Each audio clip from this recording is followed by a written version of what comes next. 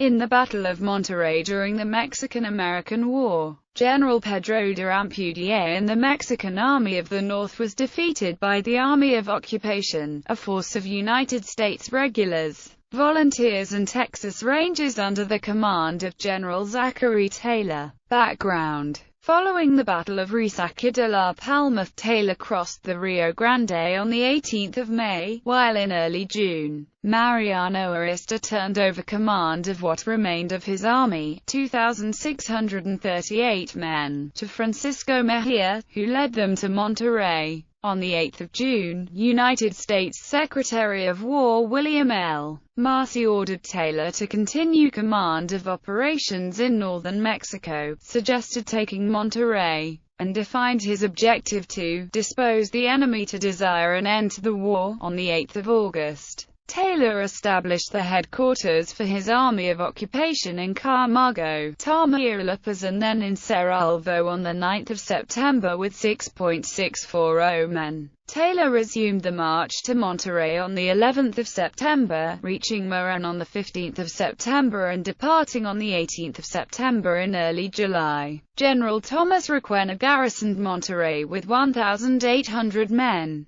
With the remnants of Arista's army and additional forces from Mexico City arriving by the end of August such that the Mexican forces totaled 7,303 men. General Pedro de Ampudia received orders from Antonio López de Santa Anna to retreat further to the city of Saltillo, where Ampudia was to establish a defensive line, but Ampudia disagreed, sensing glory if he could stop Taylor's advance. Ampudia's forces included reinforcements from Mexico City totaling 3,140 men. 1,080 men of the Garcia Conde Brigade, 1,000 men of the Azpeitia Brigade and an ambulance, 1,060 men of the Simeon Ramirez Brigade and 3 howitzers 7, and an artillery unit. The largely Irish-American volunteers for Mexico called San Patricios, in their first major engagement against U.S. forces. Battle. Taylor's army, with the Texas Division leading under the command of Major General and Texas Governor James Pinckney Henderson, reached the plain in front of Monterrey at 9 a.m. on the morning of the 19th of September, when they were fired upon by Col. José López Uraga's 4th Infantry guns atop the citadel. Taylor ordered the army to camp at Bosque de San Domingo while engineers under the command of Major Joseph K. Mansfield reconnoitered. Besides the citadel, Mexican strongpoints within the city included the Black Fort, commanded by Carl Terori Uraga, the Tannery, La Teneria, with the 2D Ligero under Carl José M. Carrasco and the Queretro Battalion under Carl José María Carrasco, El Fortin del Rincón del Diablo under Lt. Col. Calisto Bravo and Col. Ignacio Joaquín del Arenal, La Purísima Bridge and Tete Pomp with the Activos of Aguascalientes under Col. José Ferro and the Queretaro under Lt. Col. José María Herrera. West of the city atop Independencia, stood F.D. Libertad and the Obispado with the Activa of Mexico commanded by Lt. Col. Francisco de Berra, and atop Federation was Redon and Fort Soldado. In reserve at La Plaza was the 3D Ligero under Lt. Col. Juan Castro and Lt. Agustín Espinosa.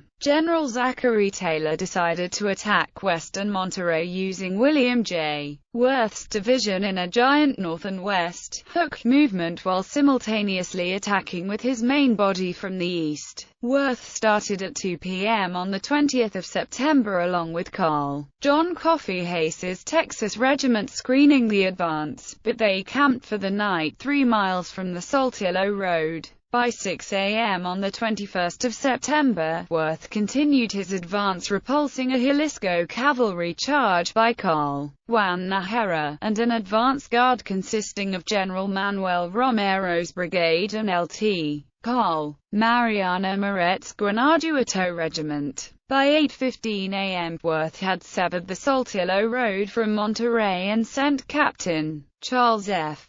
Smith with 300 infantry and Texans, plus Captain Dixon Miles' 7th Infantry and Percifer Smith's 2D Brigade to take Federation and Fort Soldado, which they quickly did. In the meantime, Taylor launched a diversion against eastern Monterrey with Carl John Garland's 1st and 3D Infantry plus Lt. Col. William H. Watson's Maryland and District of Columbia Battalion, which quickly grew into an assault. By 8 a.m., Captain Alexis Bacchus's company of the 1st Infantry had taken the tannery, and by noon, with Col. William B. Campbell's 1st Tennessee and Mississippi Rifles, had taken Fort de la Teneria. No attacks or sorties occurred on the 22nd of September. At 3 a.m. on the 23rd of September, Worth sent the Texas Rangers and the 4th and 8th Infantry under Lt. Col. Thomas Childs to take Fort Libertad on Independencia, which they did by daybreak. With the help of James Duncan's battery, they soon took the Obispado and had control of western Monterrey. By then, the Mexicans had abandoned their outer defenses on the east side of Monterrey, concentrating in the Plaza Mayor, and John A. Quitman's brigade held the eastern Monterrey by 11 a.m. By 2 p.m. on the 23rd of September, General Worth advanced into the city from the west, burrowing house to house, supported in the late afternoon by a mortar set up in Plaza de la Capella, and were within a block west of the plaza by 11 p.m. The Texan volunteers taught the U.S. regulars new techniques for fighting in the city, techniques that they did not employ on the 21st, which led to staggering casualties.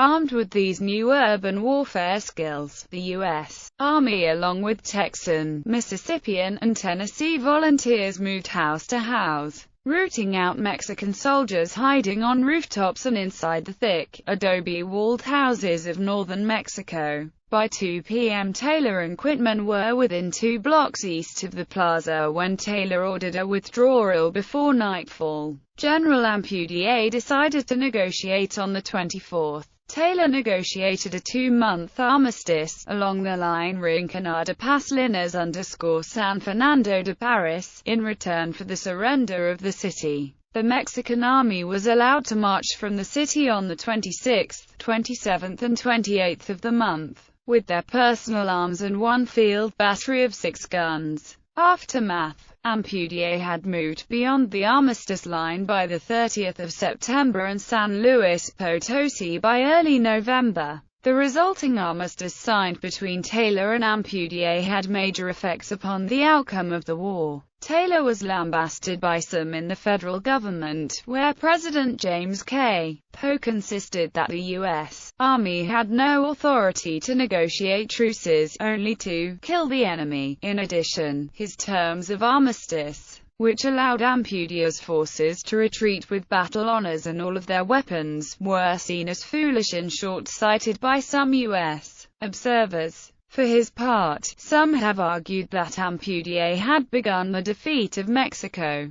Many Mexican soldiers became disenchanted with the war. In a well-fortified, well-supplied position, an army of 10,000 Mexican soldiers had resisted the U.S. Army for 3 days, only to be forced into surrender by American urban battle tactics, heavy artillery and possibly further division in the Mexican ranks.